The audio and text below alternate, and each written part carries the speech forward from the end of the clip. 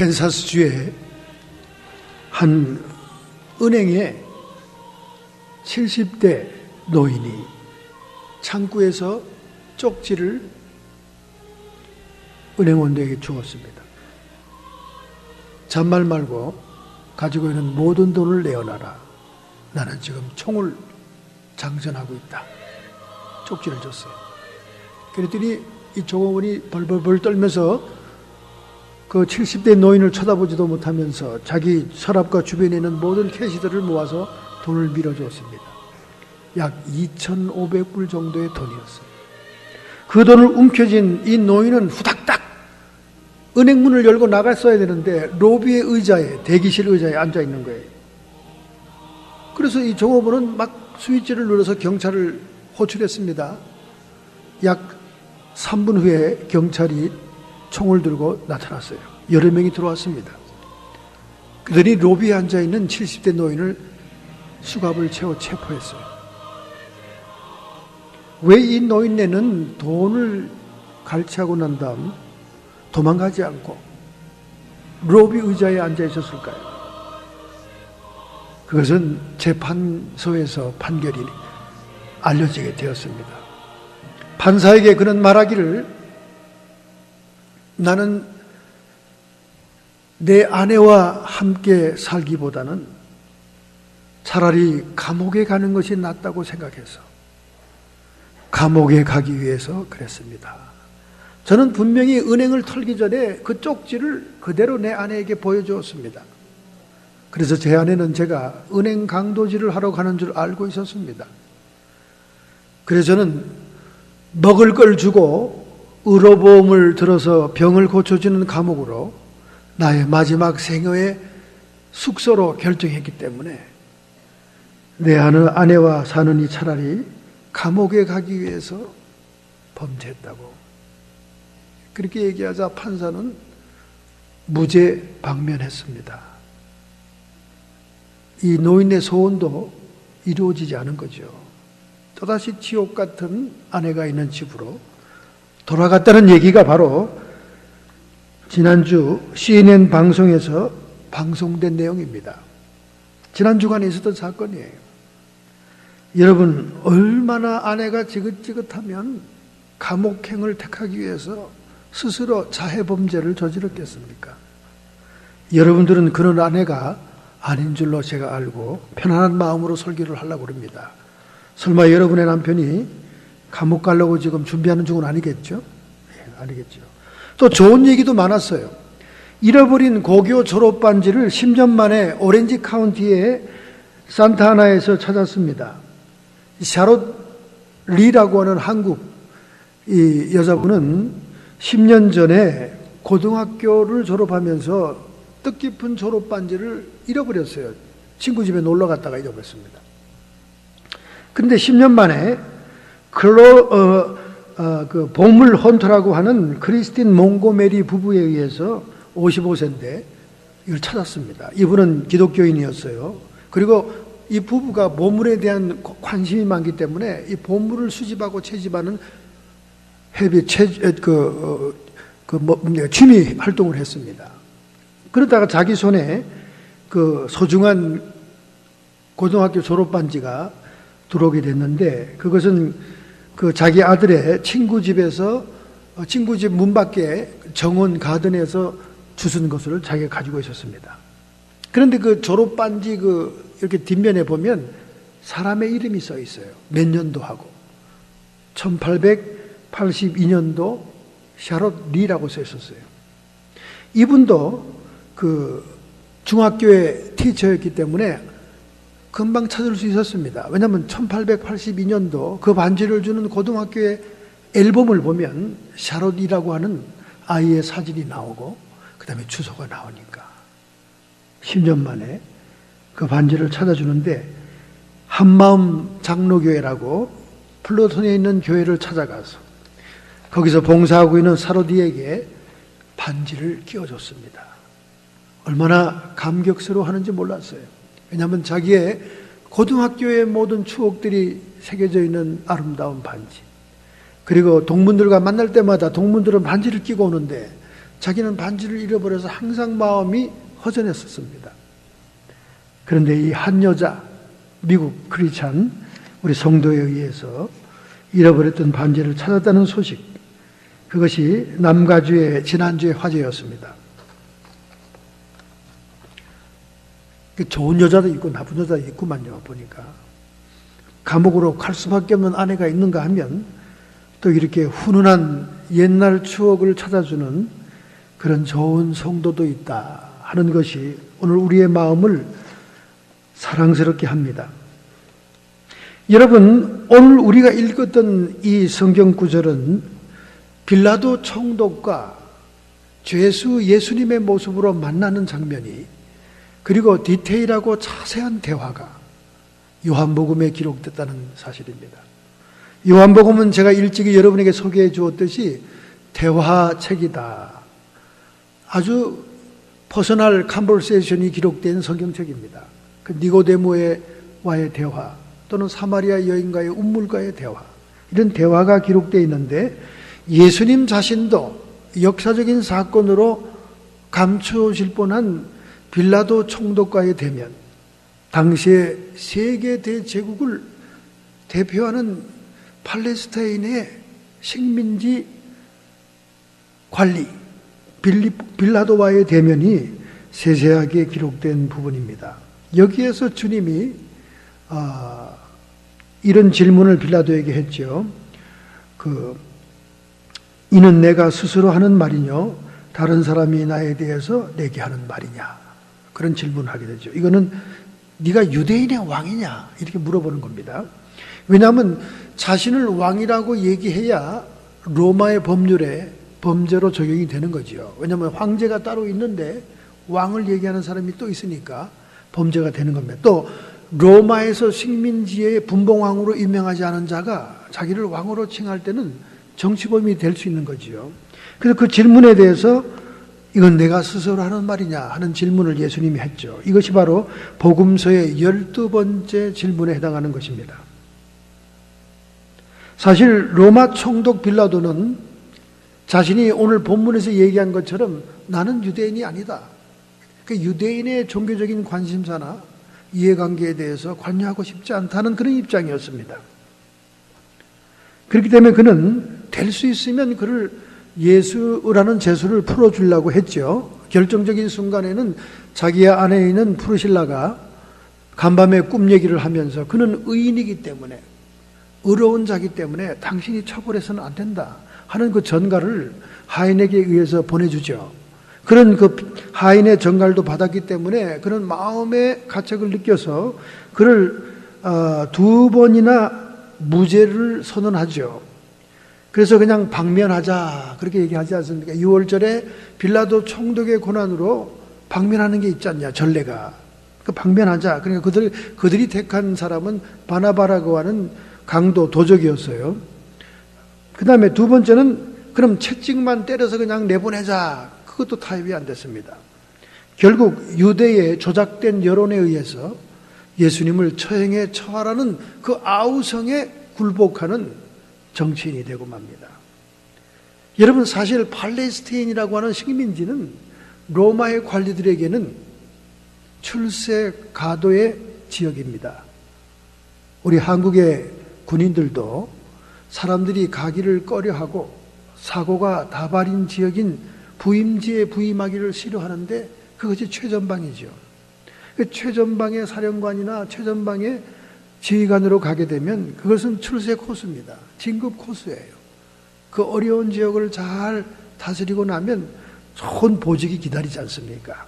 바로 빌립보도 그런 입장이어서 야심가고 출세욕에 충만했던 빌라도가 이 어려운 지역 팔레스타인을 관할하는 그런 관할 총독으로 시리아 지역에 본부를 두고 이제 순례를 팔레스타인 지역에 하게 되지요. 특별한 일이 있으면.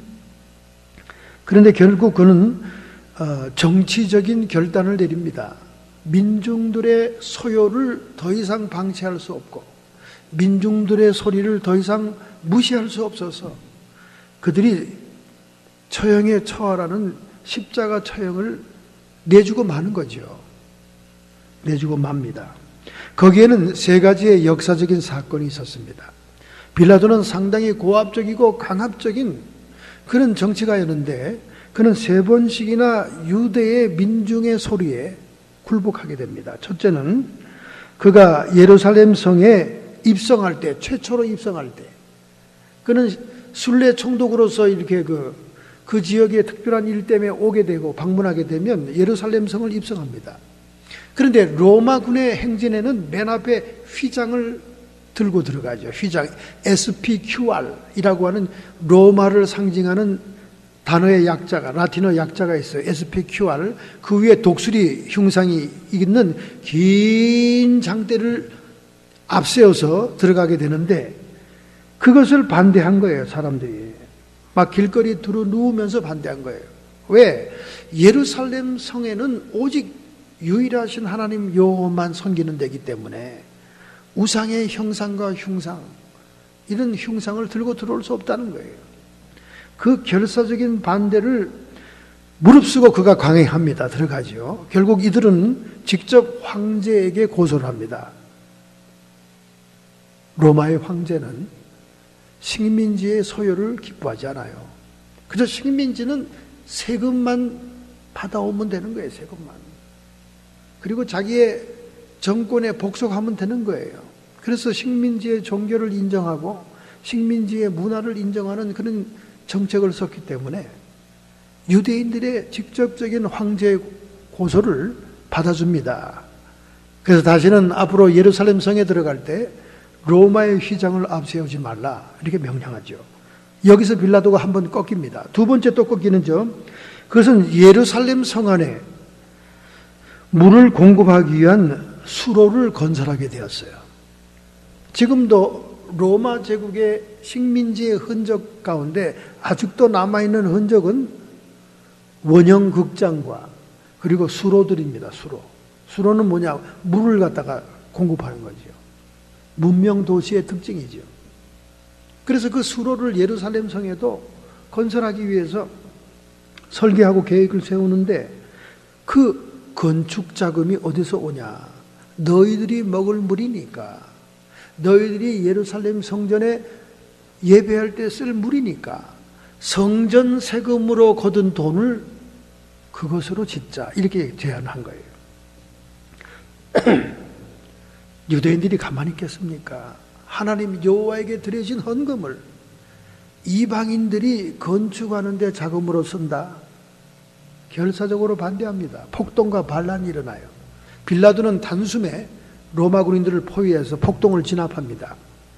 무력으로는 상대할 수 없는 유대인들이 또다시 황제에게 직접 고소를 합니다. 그랬더니 황제가 그렇게 하지 말고 로마의 돈으로 세워줘라. 이렇게 또 민중이 이깁니다. 빌라도가 또 꺾이죠. 두 번 꺾였습니다.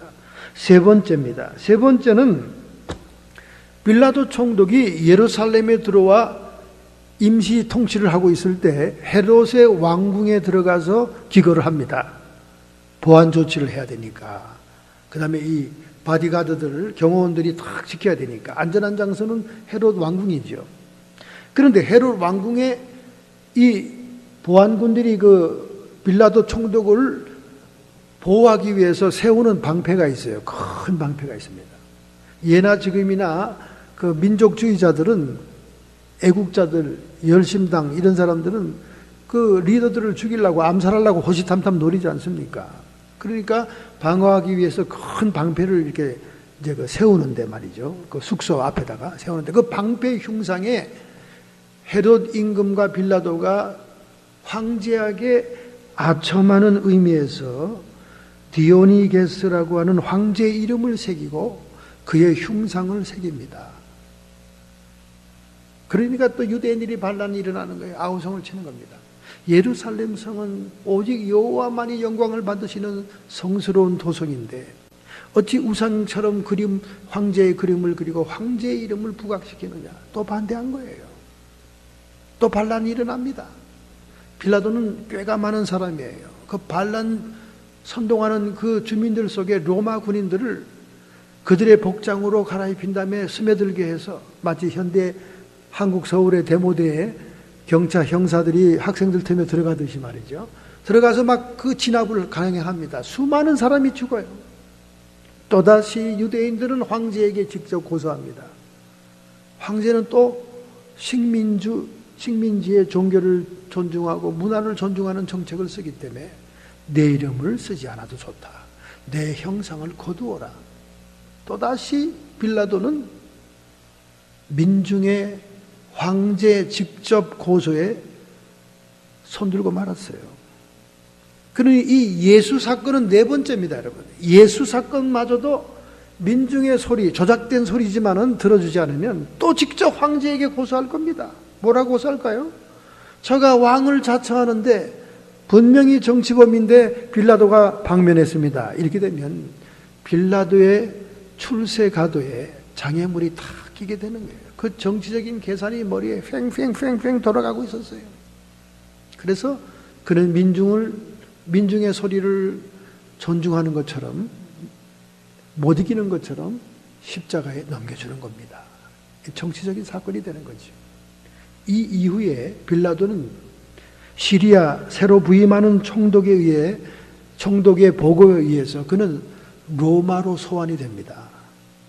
사실은 빌라도는 당대 황제의 일가 친척들 사이에 로얄 패밀리에 속한 사람이었어요. 자기를 끌어주고 이끌어주는 끈앞을, 말하자면 뒷배기 황제 집안이었습니다. 그러나 소환당해서 로마로 귀국하는 동안에 자기를 아껴주던 황제가 사망하고 맙니다.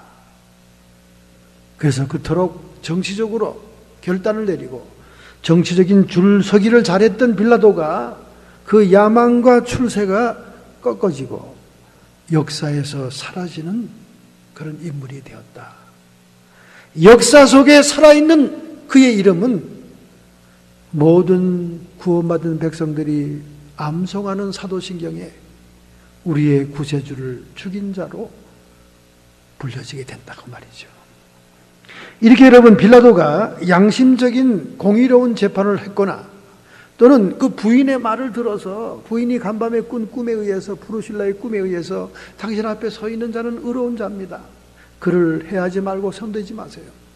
그래서 그가 그 부인의 소리가 겁이 나가지고 시종에게 세숫다에 물을 담아오라고 그러잖아요. 그래서 물에다 자기 손을 씻습니다. 나는 이 사람의 피와 상관이 없다. 그랬더니 뭐랍니까, 유대인이? 그 사람의 피값을 우리와 우리의 자손에게 넘기소서.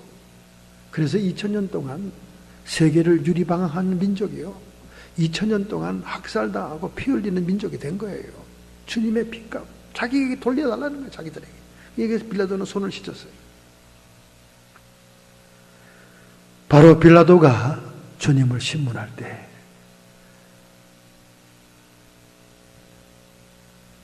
너는 유대인의 왕이냐 물어본 거예요. 그런데 예수님 뭐라고 그럽니까? 사람이 이는 내가 스스로 하는 말이뇨, 34절이죠. 다른 사람이 나에게 대해 하는 말이냐? 여론과 소문을 듣고 하는 얘기냐? 네가 직접적인 신앙의 고백이냐? 얼토당통하는 얘기죠. 무슨 이교도 로마 장교가, 로마 정치가가 신앙 고백을 할 수 있겠습니까? 그러나 주님이 확인을 하는 겁니다. 여러분, 세상에 속한 자는 소문에 의해서 움직이는 거예요. 여론에 의해서 떠밀려 가는 겁니다. 그것이 세상에 속한 자의 특징이에요.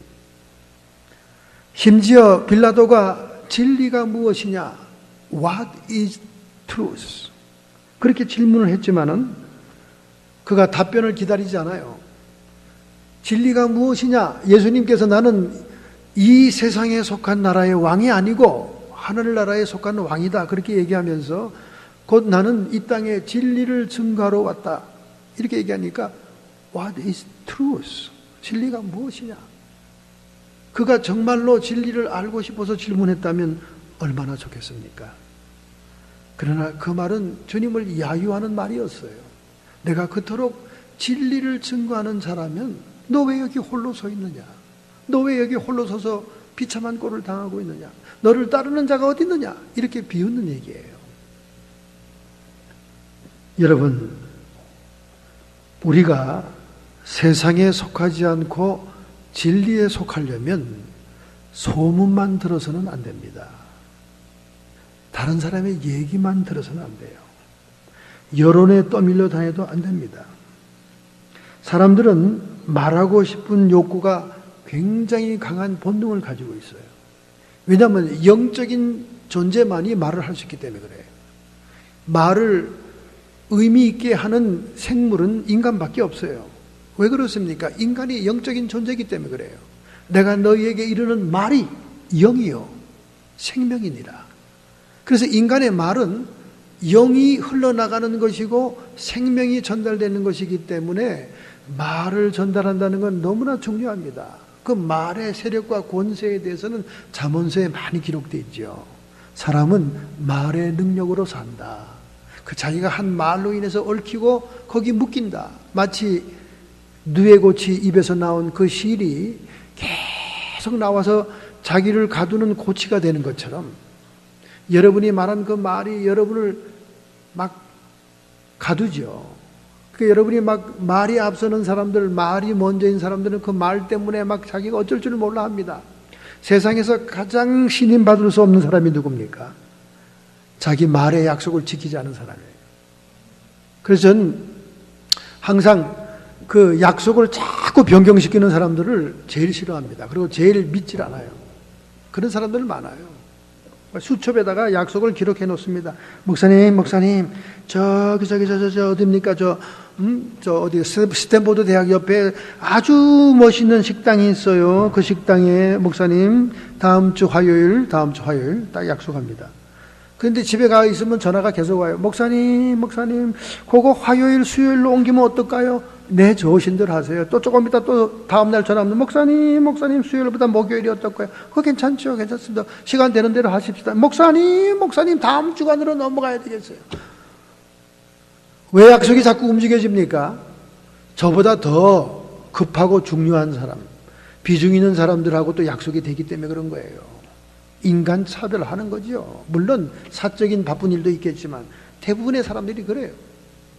약속을 한 번 한 약속 천재지변이 일어나거나 지진이 일어나서 다리가 끊어지는 외에는 지키는 것이 신실한 사람들입니다.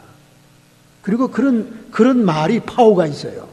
자기가 자꾸 시건을 하고 말을 변덕을 피고 말을 변경하는 사람들은 파워가 안 나갑니다. 파워가 없어요. 죄종들도 마찬가지예요. 자기 말을 신중하게 쓰는 사람들이 하나님이 사용할 수 있는 말입니다. 파워풀하죠. 그래서 사람들은 그 말하는 본능이 있어요. 영적인 동물이기 때문에. 그래서 남자들은 말을 한쪽 귀로 들으면 그냥 한쪽 길로 흘러버리는 경향이 있습니다.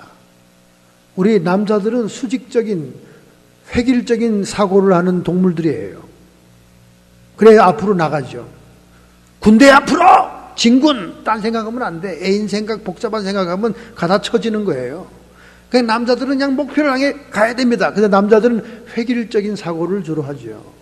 그래서 한 길로 들으면 한 길로 흘러나가고 이렇습니다. 자기가 이렇게 추구하는 것만 자꾸 보여요. 근데 여자들은 복합적인 사고의 의식을 가지고 있어요. 여자들은 그냥 한쪽만 밀고 나가는 게 아니에요. 복합적으로 쫙 입체적으로 3차원, 4차원적으로 보면서 나가야 됩니다. 왜냐하면 자식 새끼들이 달려있거든. 그 자식 새끼들이 먹을 게 있냐, 자식 새끼들이 엎어지고 다치는 일이 있느냐, 뭐 주변에 자기가 케어하는 사람들이 많으니까 그거를 하려면 복합적인 사고를 해야 됩니다. 그래서 어떤 면에서는 여자들이 더 판단력이 괜찮아요. 남자들은 아주 그냥 몰상식할 정도로 외통수일 정도로 이렇게 일직선적인 사고를 할 때가 많이 있어요. 그게 남자와 여자의 펑션, 기능이 달라서 그래요. 남자는 전진해야 됩니다. 피박을 써도 쓰리고를 해야 되는 거예요. 그런데 여자들은 그렇게 하면 안 돼. 피박을 쓰더라도 쓰리고를 하면 안 돼. 왜냐하면 자식들이 있기 때문에 잔채기도 먹어야 돼. 잔채기도 챙겨야 돼. 그래야 애들에게 입에 들어갈 사탕이 있지. 이게 복합적인 사고를 하는 거예요. 이건 짐승도 마찬가지입니다. 그래서 여자들은 두 귀로 말을 들은 다음 한 입으로 다 쏟아놓습니다. 이런 게 특징이죠. 이게 아주 보통, 요즘은 남자, 여자가 막 혼란한 시대니까 이것때 뒤바뀌기도 하지만은 본래 그렇게 태어났다 그 말이죠. 그래서 우리는 항상 말하는 본능을 잘 컨트롤하고 억제하면 억제할수록 자기의 말이 비중이 커집니다. 말을 그냥 다변화하고 수시로 변덕을 피고 수시로 바꾸는 사람들은 말이 가벼울 뿐만 아니라 파워가 없어요. 힘이 없어요. 그 말이. 누가 또 인정해 주지도 않습니다. 또 신소리 하는구나 이러고 말아요. 근데 말을 우리가 힘을 두고 잘 이렇게 쓰는 사람들은 하나님이 우리 영적인 존재인 인간에게 준 그 고유의 능력이 말을 통해서 영이요 생명으로 나가게 되는 거죠. 할렐루야. 자, 그러므로 우리는 소문에 의해서 여론에 의해서 움직이면 그건 세상에 속한 자예요. 세상에 속한 자입니다. 세상에 속한 자예요. 여러분을 한번 돌이켜보세요. 여러분은 세상에 속한 자인 것처럼 소문이나 여론에 떠도는 사람들인가 생각해보라고요. 더구나 이 민중 중심의 다수결의 법칙이 사회를 움직이는 민주사회에서는요, 여론과 소문이 너무나 중요합니다. 비록 현재 트럼프와 힐러리의 그 모든 조사 통계들이 좌파 신문들에 의해서 조작되고 있음에도 불구하고 사람들은 다 그 여론과 소문을 그대로 믿게 되는 거예요. 영국이 브렉시트를 결정할 때, 유로에서 나오기를 결정할 때 전부 다 반대라고 생각했어요. 여론조사도 다 반대가 더 많았습니다. 그런데 선거 투표의 결과 뚜껑을 열어보니까 이게 웬 말입니까? 유로에서 탈출하는 것이 훨씬 더 많이 나오지 않았습니까? 예측에 불허였다는 거죠. 그래서 여러분과 제가 소문과 여론에 떠밀려 다닌다면 그것은 세상에 속한 자다. 세상에 속한 자다. 여러분, 최근에 대형은행의 사건이 일어나지 않았습니까? 여러분이 지금 여러분의 구자를 어떤 은행에 두고 있는지 모르겠어요. 뱅크 오브 아메리카입니까? 웰스파고입니까? 웰스파고가 2억 달러의 벌금을 물었습니다. 저는 웰스파고하고 별로 친하지 않아요. 우리 사모님은 웰스파고에 다니는데 어카운트가 있는데 저는 없어요. 그런데 여기에 관련 직원 5,300명이 해고되었습니다. 왜 그런가? 웰스파고가 직원들을 푸시했어요. 공격적인 마케팅을 요구했습니다. 좀 구자를 좀 열게 해라, 사람들. 구자를 많이 오픈시켜라. 막 실적을 막 그래프에 그리고 막 경쟁을 시킨 거예요. 이렇게 되면 막 실적이 없고 새로운 구자를 오픈 못한 직원들은 초조한 거죠.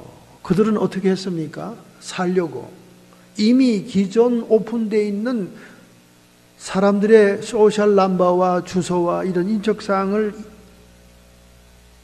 가지고 이용해서 유령 계좌를 만들었다는 거예요. 유령 계좌. 한두 사람이 유령 계좌를 만들다 보니까 거기 뭐 이렇게 떨어지는 그 은행 그 비용 같은 거 이런 것들이 또 인컴이 되는 거예요. 그래서 5,300명이나 이런 유령 구자를 만드는 것에 관련됐다는 거예요. 자기 실적을 상부에 보고하고 올려야 되니까 엉터리 구자들을 막 딜이 오픈했다는 거예요. 그래서 이번에 LA 검사의 고소에 의해서 웰스파고는 5천만 달러의 벌금과 함께 LA에 낸 벌금이 5천만 달러고 토탈은 2억 달러가 됐다고 그러네요. 그리고 5,300명의 직원이 해임되고 그리고 웰스파고 은행에 노티스가 들어갔습니다. 더 이상 종업원들에게 강압적으로 공격적인 마케팅을 추구하지 말아라. 아마 처음에는 한두 명이 해서 재미를 봤을 겁니다. 한두 명이 해서 재미를 보는 걸 옆에 지켜보던 직원들이 쟤도 하고 쟤도 재미 보는데 나도 해야지 이러면서 점점 퍼져나갔을 거예요.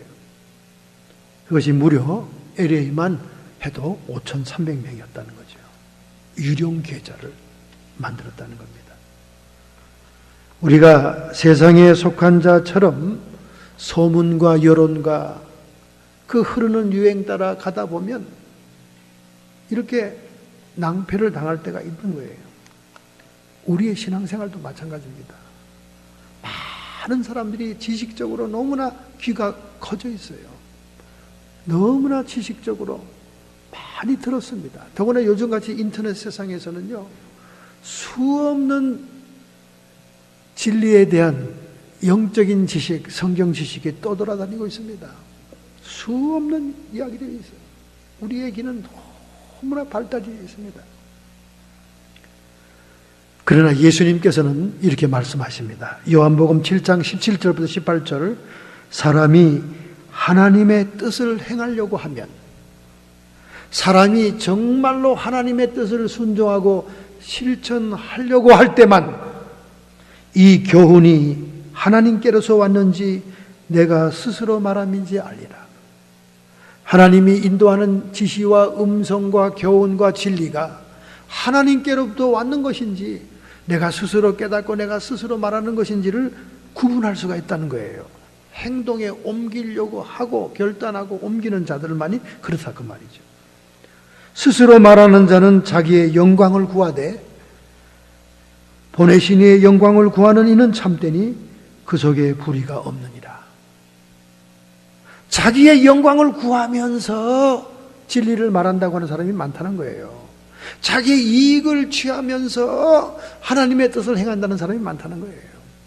저는 얼마나 수많은 사람들을 만났겠습니까? 목회가 50년이 돼 가는데 정말 자기가 신앙이 좋다고 막 간증하고 막 소개하고 사람들에게 박수 받는 사람들 중에 이런 사람들이 많아요. 자기 영광을 구하는 자가 있다고 말해요. 자기 영광을 구하는 자, 하나님께 영광을 돌리지 않는 자, 불의한 자다 그 말이에요. 불의한 것이다. 그건 진리를 말하는 게 아니다. 그 속에 하나님 보내신 자의 영광을 구하는 자는 그 속에 불의가 없느니라. 할렐루야. 사람은 다 속이고 목사도 속이고 성직자도 속이고 누구도 다 속여도 하나님은 그가 불의를 행하는지를 안다는 거죠. 여러분, 우리가 세상을 속한 자로서 진리를 사용합니까? 예수님을 사용합니까? 예수 파는 사람 얼마나 많은지 몰라요, 여러분. 가룟 유다가 성경에만 나오는 게 아닙니다. 가룟 유다가 예수님의 제자 가운데만 있는 게 아니에요. 오늘 하나님의 영광을 명분 삼아서, 하나님의 교회를 명분 삼아서, 하나님의 성직을 명분 삼아서 자기의 영광을 추구하고 자기의 유익을 구하고 자기의 이익을 따르는 자들이 수없이 많다는 거예요. 그렇기 때문에 세상에서 잘 나가고 세상에서 출세하고 세상에서 부귀영화를 누린다는 것 같은 그것이 하나님이 인정하는 사람이라고 판단해서는 안 된다는 거예요. 그건 세상에 속한 자니까. 그래서 요한일서에 말하잖아요. 어두움의 자식들이 빛의 자식들보다 이 세상에서는 더 똑똑하다, 더 잘 되는 것 같이 보인다, 더 출세하는 것 같이 보인다, 그렇게 얘기하는 거예요. 그래서 그 나라의 큰 자는 세상에서 작은 자다. 할렐루야. 여러분과 제가 자아가 깨어지고 파쇄되고 내가 십자가에 못 박히고 죽으면 죽을수록 주님이 영광을 받으시고 주님이 드러나는 거예요. 고린도후서 4장에 나오잖아요. 죽음은 내 안에 역사하고 주님의 이름의 영광은 너희 안에 있느니라. 내가 죽으면 죽을수록, 내가 낮아지면 낮아질수록 하나님의 역사는 나타난다는 거예요.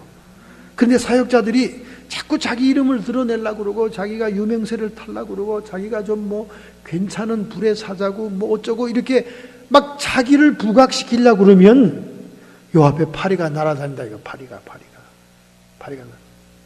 조작된 표적만 나타나는 거죠. 조작된 표적만.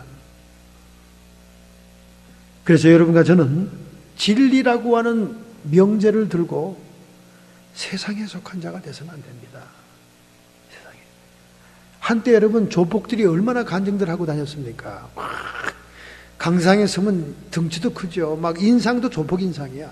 그런 사람들이 막 실감나게 자기가 조폭 생활하다가 하나님께 돌아온 얘기를 합니다. 더구나 이천석 목사님 제자들 가운데 그런 분들 많잖아요.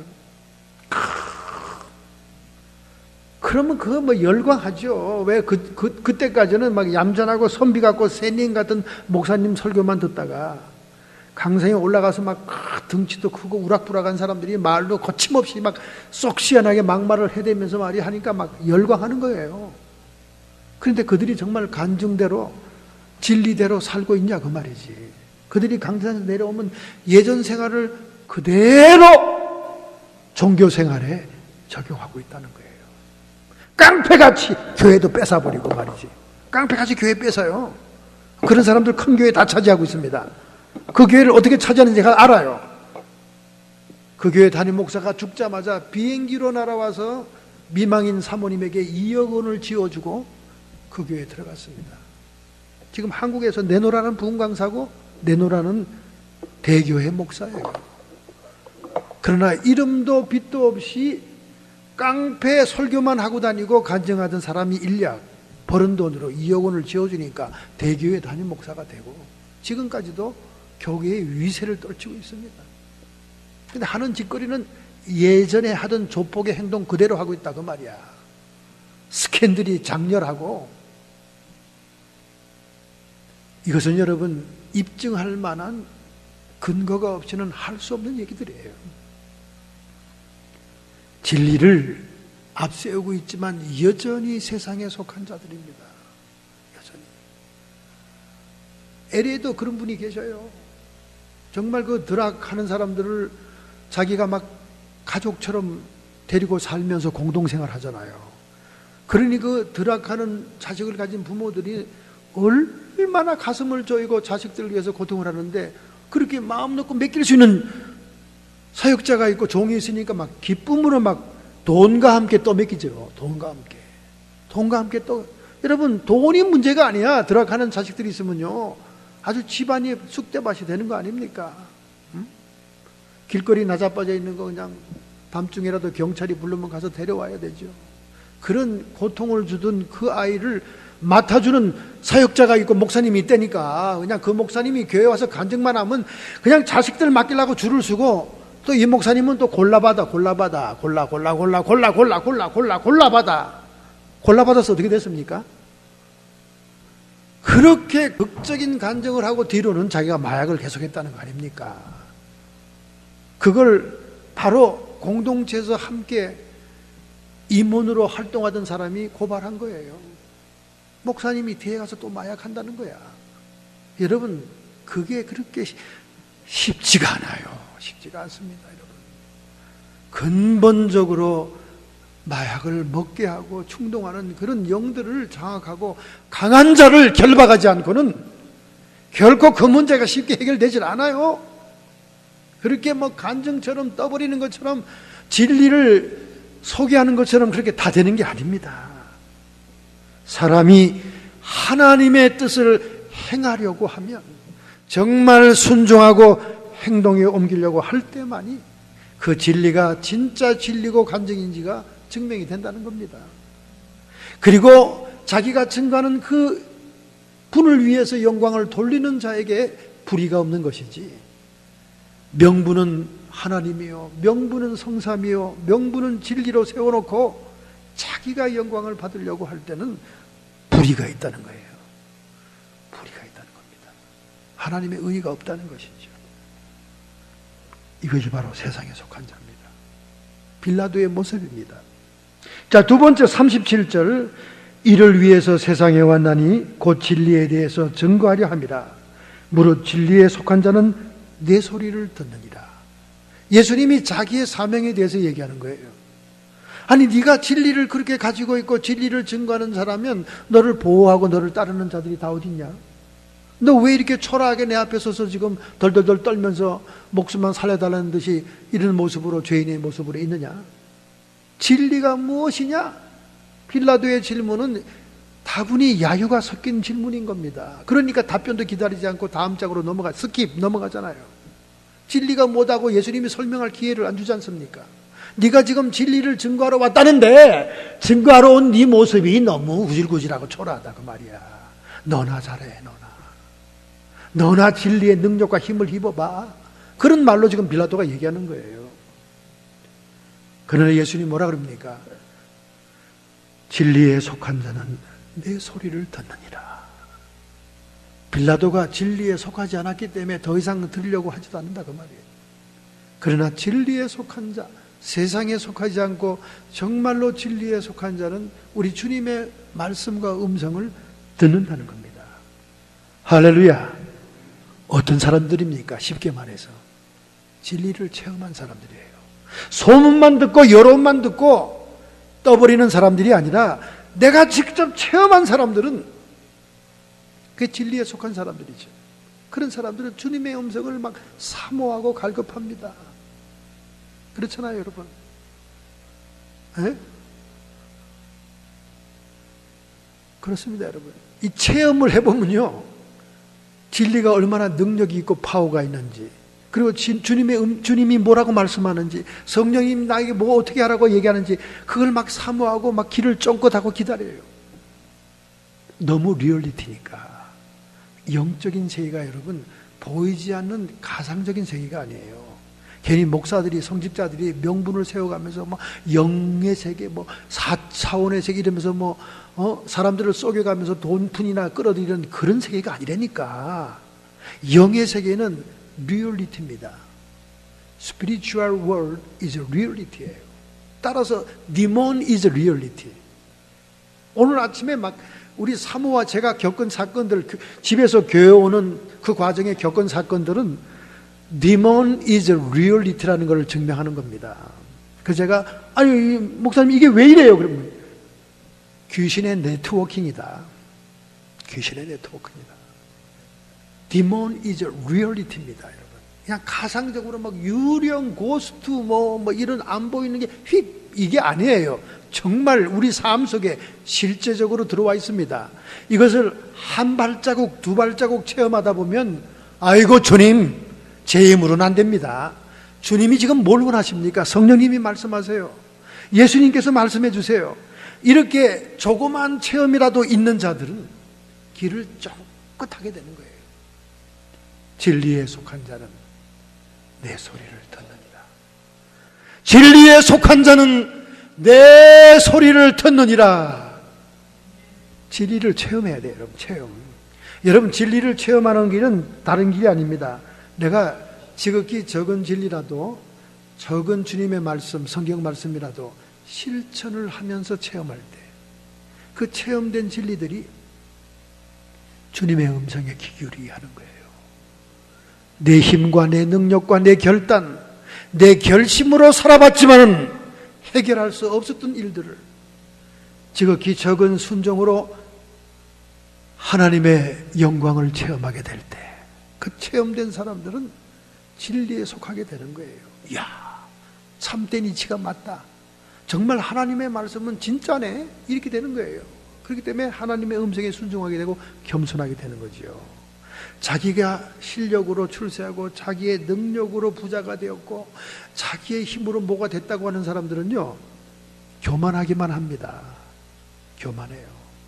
교회 안에 앉아있고 신앙생활 연륜이 아무리 깊어도 이런 적은 진리 하나를 제대로 체험하지 못하면 겸손하지 않아요. 자기가 잘나서 모태적 신자고 4대 신앙인이고 우리 할아버지가 목사님이었고 목에 힘이 들어가면서 자기 개인적인 진리의 체험은 없고 습관적으로 몸에 밴 교회 생활, 눈만 감아도 무슨 얘기인지 다 알고 눈만 뜨면 다 돌아가는 게 보이는 이런 사람들은 교만하기 짝이 없어요. 교만하기 짝이 없어. 다 알아. 우리 주변에 그런 분들이 많아요. 모태적 신앙의 맷대로 내려온 신앙인들, 그리고 교회에서 그냥 중직, 재직 다 맡은 사람들, 성직자들, 교만하기 짝이 없어요. 남의 말 안 들어요. 자기 스스로가 위대해. 여러분, 위대한 분은 하나님 한 분이요. 우리가 따라갈 분은 주님 한 분이요. 우리가 들어야 될 음성과 지시를 받아야 할 분은 주님과 성령님이시요. 내가 아무것도 아니라는 것을 깨달은 자만이 그렇게 할 수 있다는 거예요. 할렐루야.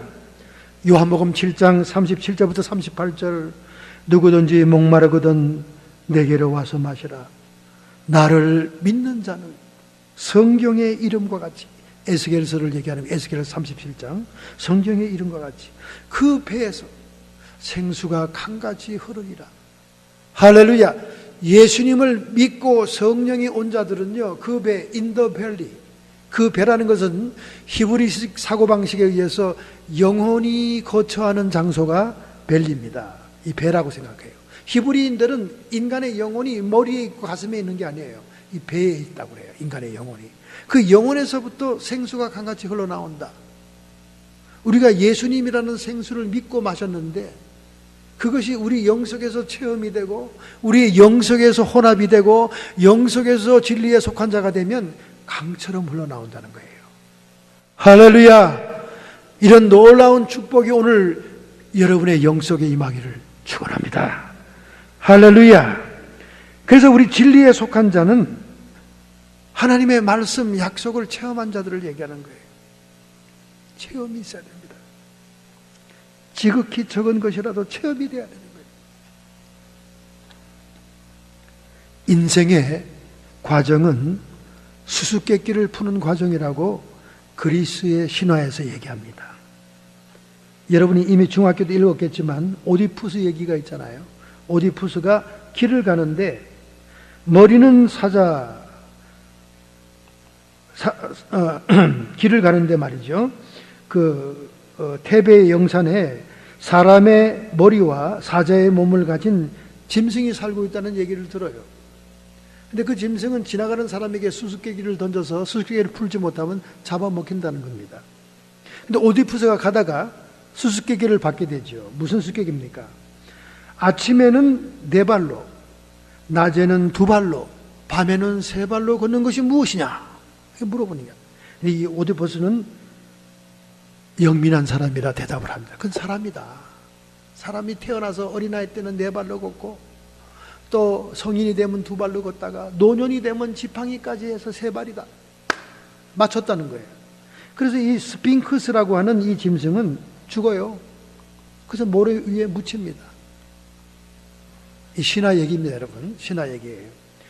그런데 투투모스라는 왕자가 나무 그늘에 쉬고 있다가 모래 속에서 막 고통하는 소리를 듣습니다. 스핑크스가 고통하는 거예요. 나 좀 살려달라는 거예요. 나 좀 세워달라는 거예요. 그 스핑크스란 말은 살아있는 모습 또는 살해자 이런 뜻이에요. 그러니까 죽기도 하고 살기도 하는 이중성의 이름을 가지고 있는 괴물이다 그 말이죠. 근데 이 투투무스가 그 숨막히는 모래에서 그를 건져줍니다. 건져내죠. 파내줘요. 다시 살아나는 거죠. 신화 얘기입니다, 여러분. 다시 살아납니다.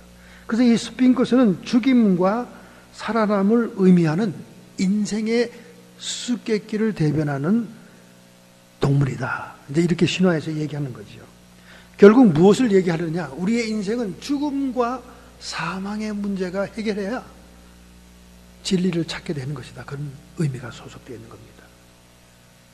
그래서 이 스핑크스의 예를 통해서 한 시인이 이 신화를 토대로 이런 말을 했습니다. 시인의 이름은 폴 발레라라고 하는 사람인데 이 사람이 이렇게 말했어요.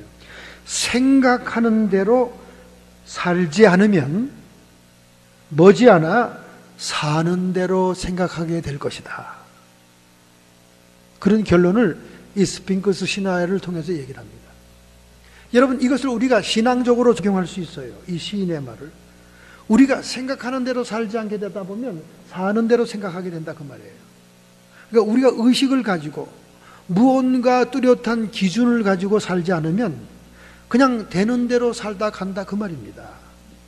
다른 말로 얘기하면 우리가 진리에 속한 자가 되지 않으면, 진리에 입각하지 않으면 그냥 되는 대로 그냥 대변 제조기로 살다 간다 그 말이에요. 중요한 교훈을 그리스 신화가 얘기하고 있는 거예요. 자, 여러분은 오늘 세상에 속한 사람입니까? 여러분은 진리에 속한 사람입니까? 우리 자신을 돌이켜봐야 됩니다. 우리가 진리에 속한 자가 되려면 지극히 적은 하나님의 약속이라도 행동으로 순종해보고 실천해보고 우리가 체험을 해야 된다 그 말이에요. 오늘 수많은 사람들이 제자훈련 한다고 하면서 성경의 지식은 받아들이고 오늘날 수많은 예수를 영접한 사람들이 하나님의 뜻을 위해 산다고 하면서 그 말씀을 이론으로 가지고 있지 체험이 되고 있지 않다는 거예요.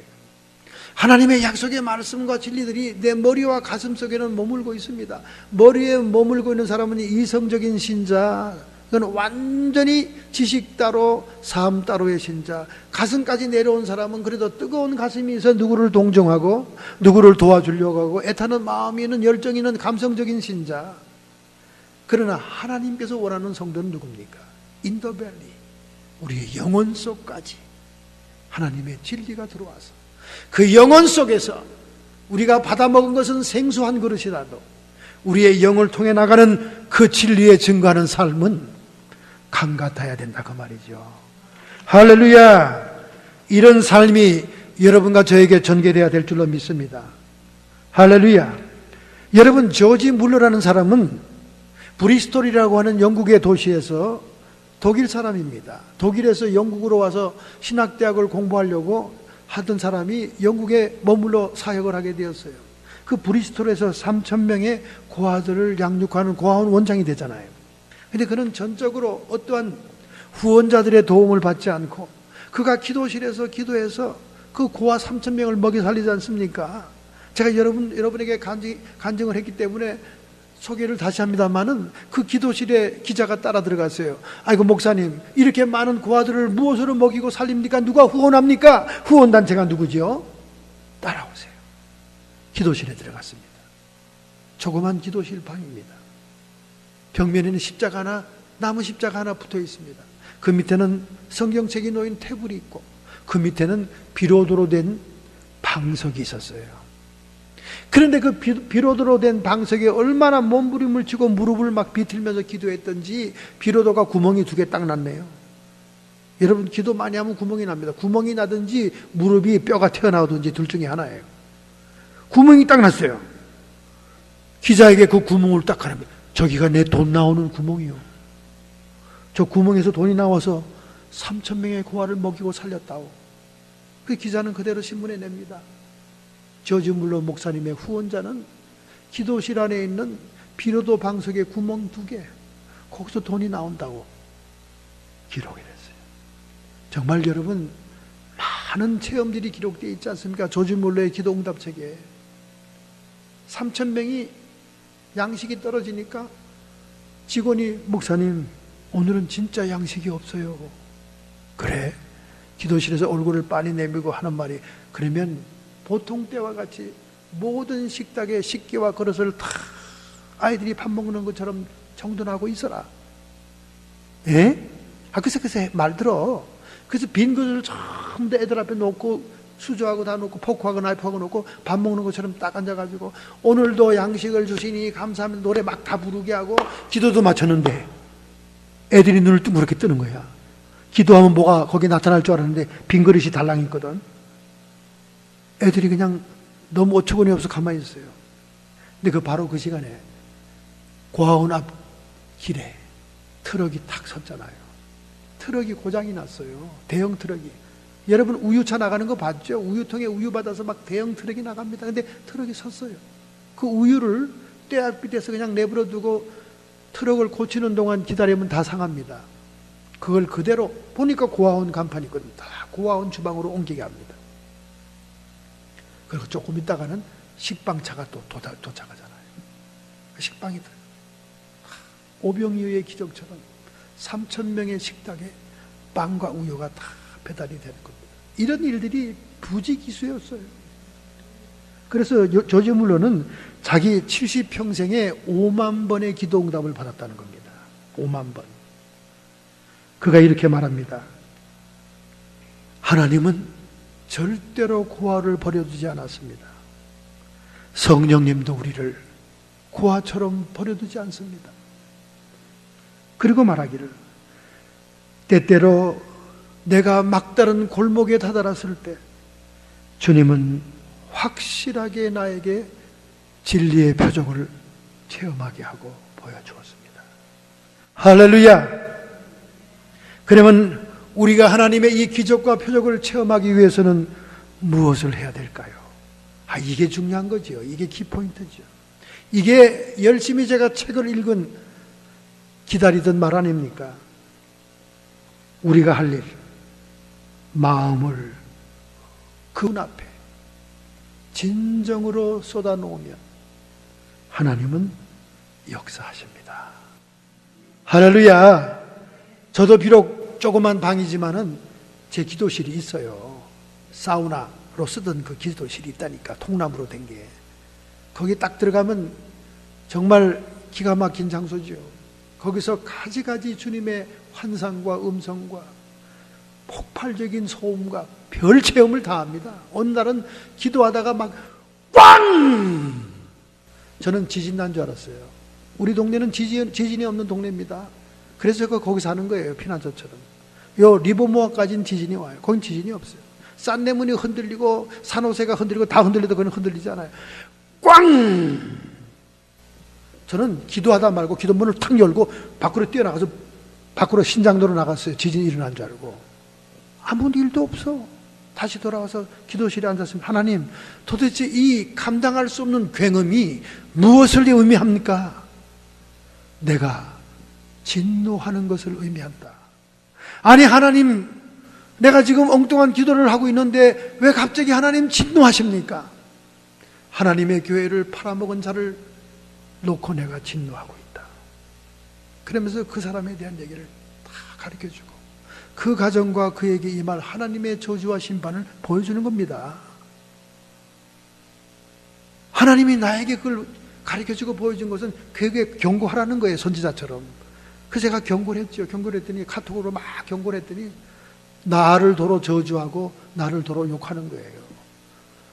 자기 교회 부흥에 오고 자기 교회 기도하러 왔던 모든 하나님의 종들, 선지자들은 다 자기가 축복받았다 그러고 다 잘된다 그러고 다 잘됐다 그러고 너는 하나님의 특별한 종이다 그러고 막 너는 최고다 했다는 거야. 그런데 왜 당신만 나를 하나님의 심판과 진로가 어떻고 저주를 퍼붓소? 그래서 그랬어요. 네가 기도받았던 그 모든 선지자와 종들은 가짜들이다. 네가 사례비를 두둑히 주고 네가 부흥에 와서 극진히 대접하고 좋은 호텔에 모셨기 때문에 그 입에서 나오는 말이 다 축복이요, 다 칭찬이요. 네가 세계적인 종이라고 하는 거지 하나님은 딴 말을 하고 계시다. 하나님은 너를 저주하고 너를 심판하고 너희 자손들이 패망할 것이라 얘기했다. 회개해라. 교회 팔아먹은 것을 다 토해내라. 제가 그렇게 얘기한 거 아닙니까? 제가 무슨 백으로 그런 얘기를 할 수 있습니까? 하나님이 가르쳐 주니까 하는 거지. 내 그 좁은 기도실이 떨어져 나가는 것처럼, 폭발하는 것처럼, 지진이 일어난 것처럼 굉음이 울리니까 제가 무섭고 두렵고 감당을 못해서 뛰어나갔다 들어와서 하나님께 물어본 얘기가 그거다, 그 말이야. 우리의 마음을 주님께 다 쏟아놓을 때 하나님은 우리의 막다른 골목에서 기적을 일으킵니다. 여러분의 죽을 병이 치료함을 받을지어다. 여러분을 괴롭히는 사탄의 세력들은 떠나갈지어다. 저주를 초래하고 하나님의 심판과 진로를 초대하는 모든 죄악들은 용서함을 받을지어다. 기도하겠습니다. 결단하고 결심합시다. 여러분은 세상에 속한 자로 세상의 여론과 소문에 좌지우지되고 있습니까? 아니면 하나님의 약속의 말씀을 지극히 적은 것이라도 체험하여 진리에 속한 자로 하나님의 소리와 하나님의 음성을 듣습니까? 하나님, 오늘 이 시간에 저희들이 결단하고자 합니다. 우리를 불쌍히 여기소서. 주님 앞에 섰습니다. 하나님, 내 마음을 받아 주시옵소서. 물을 쏟듯이 내 심령을 쏟아놓사오니 하나님의 음성이 들려지게 해 주옵소서. 주님의 인도를 깨닫게 해 주옵소서. 우리의 마음과 우리의 중심을 주님께 드리며 결단하오니 부족한 저를 받아주시옵소서. 내 마음속에 성령이 주시는 의와 평강과 희락이 넘치게 해 주옵시며 나의 모든 문제의 근원인 악의 세력들이 쫓김받는 시간이 되게 하옵소서. 평강을 주옵소서. 악한 마귀 사탄 귀신의 세력들아, 예수님의 이름 권세로 이 시간 보혈의 권능으로 쫓김을 받을지어다. 떠나가고 물러갈지어다. 모든 강한 요새가 붕괴될지어다. 성도의 육체와 정신에 역사하는 모든 질병들은 그 고통과 함께 이 시간 뿌리째 뽑혀 쫓김을 받으라. 치료함을 받을지어다. 하나님 영광 받아 주시옵소서. 주님만이 우리의 예배를 받으실 분이십니다. 주님, 저희들을 불쌍히 여기사 고아와 같이 버려두지 마시고 이 시간 하늘나라의 영광과 복음의 권세와 능력을 체험하는 시간 되게 하옵소서. 예수님의 이름으로 감사하며 축복하며 기도하옵나이다. 아멘.